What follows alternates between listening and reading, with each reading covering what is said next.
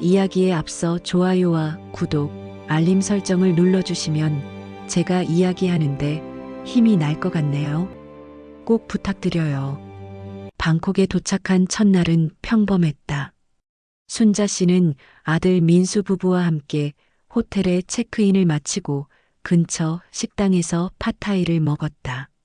매운맛에 혀를 내둘렀지만 억지로 미소를 지었다. 아들 부부는 자기들끼리 태국어로 주문하며 신이 나 있었다. 어머니, 내일은 수상시장 가고 모레는 쇼핑몰 갈 거예요. 그래, 알았어. 둘째 날 아침 일찍 호텔을 나섰다. 수상시장으로 가는 버스 안에서 순자 씨는 계속 배가 아팠다. 어젯밤 먹은 길거리 음식이 탈이 난 모양이었다. 민수야, 나 배가 아파서 화장실 좀. 엄마, 지금은 중간에 못 세워요. 조금만 참으세요. 수지는 이어폰을 끼고 음악을 듣고 있었다. 순자 씨는 식은땀을 흘리며 참았다. 수상시장에 도착해서도 제대로 구경할 수 없었다. 화장실을 찾아 헤매는 동안 아들 부부는 배를 타고 떠났다. 어머니, 혼자서 잠깐 쉬세요. 우리 한 바퀴 돌고 올게요. 손을 흔들며 떠나는 배를 바라보며 순자 씨는 불안한 예감이 들었다. 1시간, 2시간. 연락이 없었다.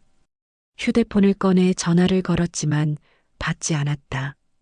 저녁 7시가 되어서야 민수에게서 문자가 왔다.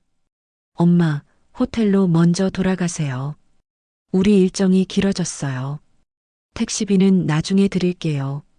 순자 씨는 태국어를 한마디도 할 줄 몰랐다. 주변 사람들에게 휴대폰을 보여주며 간신히 택시를 탔다. 호텔에 도착했을 때는 밤 10시가 넘어 있었다. 아들 부부는 돌아오지 않았다. 셋째 날 아침 순자 씨는 옆방 아들 부부의 방문을 두드렸다. 대답이 없었다. 프론트에 내려가 물어봤지만 직원은 고개만 저었다. 영어도 태국어도 통하지 않았다. 로비 소파에 앉아 하염없이 기다렸다. 점심때가 지나고 오후가 지나고 저녁이 됐다. 휴대폰을 계속 확인했지만 연락은 없었다. 배터리는 20%밖에 남지 않았다. 충전기는 방에 두고 왔는데 방 키는 아들이 가지고 있었다. 밤 11시 순자 씨는 프론트에 가서 손짓 발짓으로 설명했다. 직원이 영어를 조금 하는 매니저를 불렀다. Excuse me, your son where? I don't know they left me. 매니저는 난처한 표정을 지었다. 그리고 청천벽력 같은 말을 했다. Your son checked out this morning. He paid for one night only. 순자 씨는 그 자리에 주저앉았다. 아들이 체크아웃을 했다고? 자신을 두고 떠났다는 말인가? 손이 부들부들 떨렸다. 휴대폰을 꺼내 다시 전화를 걸었지만 이번에는 아예 꺼져 있었다. 매니저가 안타까운 표정으로 말했다. You need pay for tonight 3,000 baht. 순자 씨는 가방을 뒤졌다. 현금이 조금 있었다. 떨리는 손으로 돈을 건넸다. 그날 밤 순자 씨는 한숨도 자지 못했다. 아들이 왜 이런 짓을 했는지, 이게 현실인지 악몽인지 분간이 되지 않았다. 새벽 5시 순자 씨는 결심했다. 한국으로 돌아가야 한다. 한국 대사관에 연락을 하든 경찰서에 가든 일단 살아서 돌아가야 했다. 다음 날 아침 순자 씨는 호텔 프론트에서 도움을 요청했다. 영어를 하는 직원이 한국 대사관 번호를 찾아줬다. 떨리는 목소리로 상황을 설명하자 영사 담당 직원이 침착하게 지시했다. 일단 대사관으로 오세요. 여권은 가지고 계시죠? 네, 여권은 제가 가지고 있어요. 택시를 타고 대사관에 도착한 순자 씨는 눈물을 쏟아냈다. 담당 직원은 한숨을 쉬며 서류를 작성했다. 요즘 이런 케이스가 종종 있습니다. 가족에게 버림받는 노인분들이요. 일단 귀국 항공편을 예약하시고 경찰 신고는 하시겠어요? 신고 해야 하나요? 아드님이 명백히 유기죄에 해당합니다. 하지만 가족 문제니까 신중하게 생각하세요. 순자 씨는 고개를 저었다. 지금은 일단 한국으로 돌아가는 게 먼저였다. 남은 현금으로 항공권을 간신히 구했다. 이틀 후 출발하는 표였다. 그 이틀 동안 순자 씨는 게스트하우스에서 거의 먹지도 못하고 지냈다. 비행기에 오르는 순간 순자 씨의 눈빛이 변했다. 슬픔과 배신감이 서서히 분노로 바뀌고 있었다. 아들이 왜 이런 짓을 했는지 이유는 하나밖에 없었다. 재산, 강남 아파트. 인천공항에 도착하자마자 순자 씨는 택시를 타고 집으로 달려갔다. 현관문 비밀번호가 바뀌어 있었다. 순자 씨는 비명을 질렀다. 누구 없어요? 민수야. 옆집 주민이 나왔다. 박 여사님? 며칠 전에 아드님이 이사 트럭 가지고 왔던데요. 어디 가신 줄 알았어요. 순자 씨는 그 자리에서 무릎이 꺾였다. 아들이 자신을 해외에 버리고 집에 짐을 빼돌렸다. 이게 현실이라는 게 믿기지 않았다. 경찰서로 달려갔다. 유기죄, 절도죄로 신고했다. 하지만 경찰은 난처한 표정을 지었다. 가족 간 문제는 복잡합니다. 아드님이 등기권리증을 가지고 있으면 명예 이전이 가능하거든요. 등기권리증은 제 금고에 있어요. 금고가 집안에 있었으면 아드님이 가져갔을 수도 있습니다. 순자 씨는 그날 부동산 등기소로 달려갔다. 그리고 청천벽력 같은 사실을 확인했다. 아파트가 일주일 전 아들 명의로 넘어가 있었다. 위임장에는 순자 씨의 서명과 도장이 찍혀 있었다. 물론 위조였다. 순자 씨는 무료 법률 상담소를 찾아갔다. 변호사는 서류를 검토하더니 고개를 끄덕였다. 명백한 문서 위조입니다. 필적 감정을 받으면 이길 수 있어요. 하지만 시간이 걸립니다. 얼마나요? 빠르면 6개월, 길면 1년. 그 사이에 아드님이 아파트를 팔아버리면 복잡해집니다. 순자 씨는 주먹을 불끈 쥐었다. 시간이 없었다. 더 확실한 방법이 필요했다. 며칠 동안 순자 씨는 거리를 헤맸다. 찜질방에서 잠을 자고 무료 급식소에서 밥을 먹었다. 그러다 우연히 옛날 이웃을 만났다. 고등학교 동창이었던 김미숙 씨였다. 그들은 그간의 이야기를 나누며 순자는 눈물로 자신의 신세를 한탄하면서 세상에서 나를 구원해줄 사람을 만난 듯 다행스럽기도 했다. 미숙이는 자신의 아들이 컴퓨터를 잘한다며 소개시켜 주었다. 미숙의 아들 재호는 20대 후반의 프리랜서 개발자였다. 순자 씨의 이야기를 듣더니 눈빛이 반짝였다. 재호는 며칠 동안 민수의 디지털 발자취를 추적했다. 그리고 놀라운 사실들을 발견했다. 그것은 바로 아들이 주식 투자로 2억 날린 것과 도박 사이트에서 돈도 잃은 것, 그리고 순자의 여행이 모두 그녀의 재산을 차지하기 위해 계획된 것이라는 사실을. 순간 사실을 안 순자는 정신이 아득해졌다. 여행지에서 버려졌을 때의 서글픔보다 더 가슴이 찢김과 동시에 분노까지 차올라 오는 것을 억지로 누르며 이성을 찾으려 최대한 침착한 태도를 유지했다. 그리고 순자 씨의 눈빛이 날카로워졌다. 내가 직접 만나야겠어.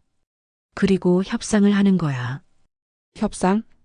이 증거들을 다 경찰에 넘기면 감옥 갈 거라고. 그 대신 내 조건을 들으라고.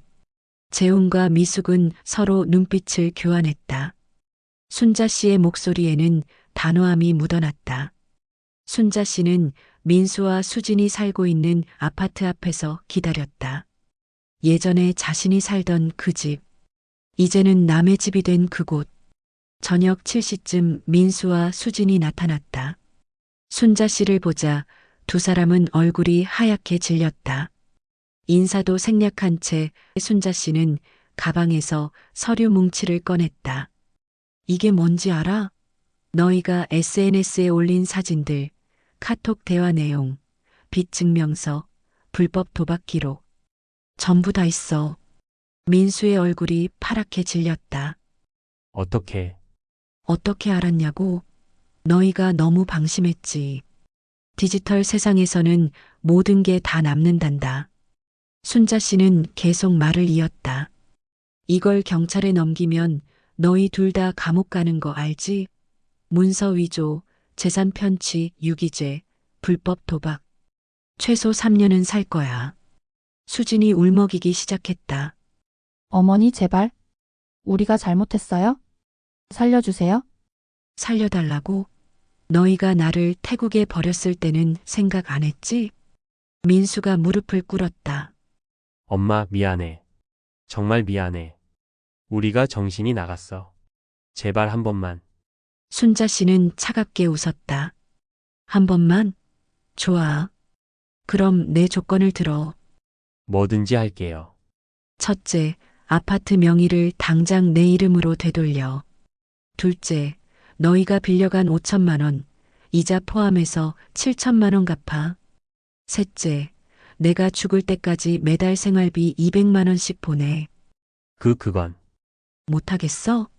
그럼 이 서류 들고 지금 바로 경찰서 갈까? 수진이 황급히 말했다. 할게요. 다 할게요. 그리고 마지막.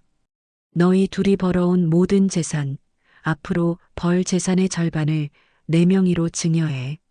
증여세는 너희가 내고 그럼 우리는 너희는 빚이나 갚으면서 살아. 내가 당한 것에 비하면 양반이지. 민수와 수지는 고개를 숙였다. 선택의 여지가 없었다.